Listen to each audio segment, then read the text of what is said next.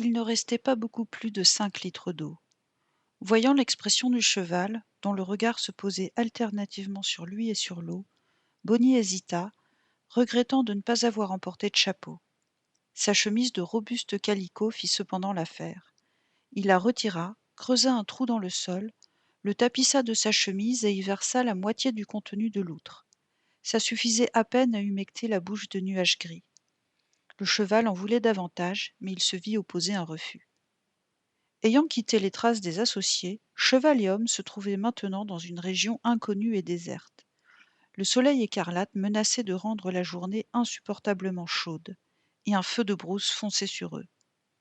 Avant de bien réfléchir, on aurait pu se dire que Bonnie avait fait une folie. En revanche, si on adorait les animaux, on aurait pu affirmer que c'était un acte plein de noblesse. Bonnie n'était ni un fou ni un sentimental. Il se rendait compte qu'il se trouvait dans une situation extrêmement dangereuse et qu'il avait peu de chances de s'en sortir. Son seul espoir était l'énergie et la vitesse de nuages gris. La pause qu'il avait faite, en perdant de précieuses minutes, avait eu beaucoup d'importance, tout comme la petite goutte d'eau qu'il avait donnée à un cheval qui n'avait pas bu son comptant depuis plus de 11 heures, et cela au moment où le centre de l'Australie était le plus torride. Homme et cheval ne se reposèrent pas plus d'un quart d'heure. Une fois remonté en selle, Bonnie vit à sa gauche des colonnes de fumée qui tournoyaient vers le ciel, se détachant sur un fond gris foncé. Il se dirigeait alors vers le nord-est, à un tout petit galop. Tandis qu'il chevauchait ainsi, d'innombrables kangourous, un renard de temps à autre et plus souvent un dingo croisaient sa route, filant vers l'est, ignorant, contrairement à lui, que le feu de Windy, qui se propageait au nord, les attendait très probablement. Heureusement, le vent n'augmenta pas quand le soleil se leva, passant du pourpre au jaune foncé. Pourtant, en moins d'une demi-heure, la fournaise obligea Bonnie à dévier de plusieurs degrés vers l'est. Anxieusement, il s'efforçait de percer l'âcre brouillard mouvant pour tenter d'apercevoir quelque heureux havre sous la forme d'une zone argileuse ou d'une plaine de pierrailles. Au bout de 20 minutes, il fut à nouveau obligé de dévier de sa trajectoire et de se diriger davantage vers l'est, alors que le feu n'était qu'à 1,5 kilomètre.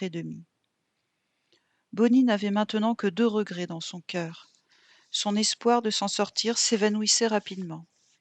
Il regrettait de ne pas être en mesure de ramener Perche à Marion Stanton, et il regrettait de ne pas avoir emporté de revolver, car quand la fin approcherait, une balle serait préférable au feu. Il pensa à sa femme, qui comprenait si bien la dualité de sa nature, et à ses fils, surtout à Charles, qui suivrait facilement son exemple et reprendrait le flambeau des succès de son père.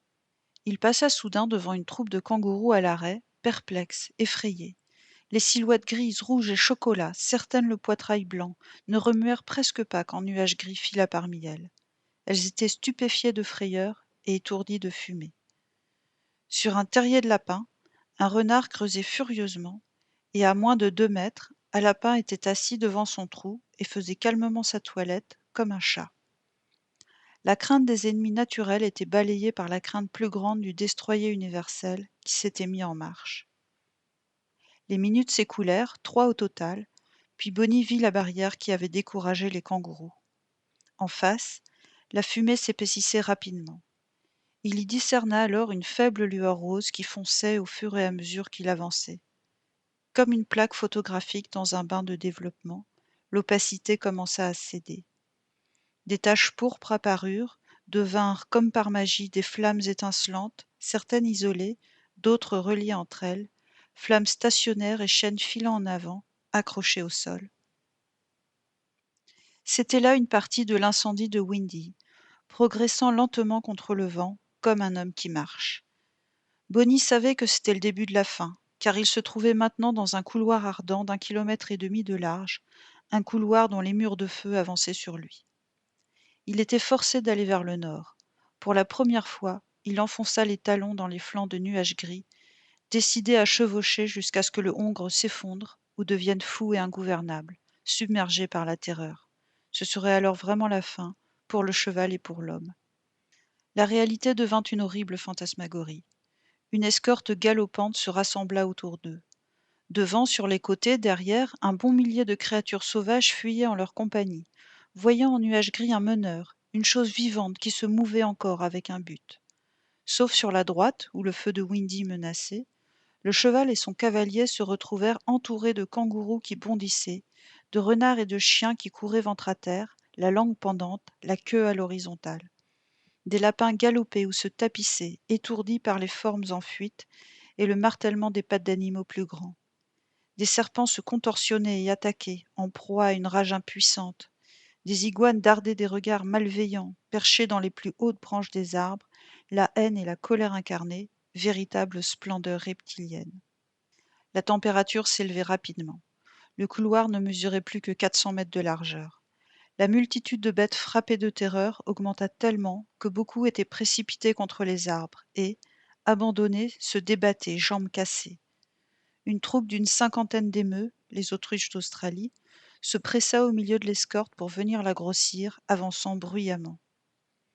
Bonnie n'essayait plus de guider son cheval. La panique s'était emparée de nuages gris, tout comme elle s'était emparée des animaux sauvages qui les entouraient. L'homme avait les yeux qui brûlaient, globes de douleur baignant dans les larmes. Il remarquait maintenant des incidents isolés, hors de l'effet global prodigieux de cet enfer que Dante n'avait pas imaginé. Il vit des flammes bleues et jaunes lécher un gigantesque santal. Il vit un autre arme de cette espèce plus profondément attaquée. Bonnie retrouva brusquement l'intérêt qu'il portait aux phénomènes naturels et remarqua que le feu faisait remonter l'huile jusqu'aux feuilles, d'où elle goûtait, giclant à terre en petites fontaines de feu. Il vit un pin de 9 mètres éclater, le feu jaillissant, claquant comme un coup de fusil. Il vit des lapins courir en tous sens, perdus, hors de leur terrier disséminé, ne s'arrêtant pas, même quand ils se précipitaient sur la ligne écarlate qui progressait dans l'herbe en sifflant. Il entendit leurs hurlements au milieu des détonations des arbres en train d'éclater, des coups sourds des branches qui se détachaient, du rugissement des flammes et du bruissement de l'air chauffé montant vers le ciel. La fumée masquait le soleil. Le jour déclinait, remplacé par une lueur pourpre qui illuminait cette troupe d'animaux en fuite, avec, au centre, un cheval gris qui fonçait, portant un cavalier affaissé. Une immense battue dont le chasseur était la mort. Brusquement, les arbres cessèrent de défiler. Le sol s'éleva légèrement. Bonnie entendit le bruit des cailloux frappés par les sabots et il comprit. Il aurait poussé un cri de triomphe pour lui et tous les animaux qui l'avaient suivi, si la fumée ne l'avait pas autant étouffé. On aurait dit que cheval, homme, kangourou, émeu, renard et dingo remontaient dans le cône d'un entonnoir pour se déverser dans la plaine de pierrailles, bénie, où le feu ne pourrait pas les poursuivre.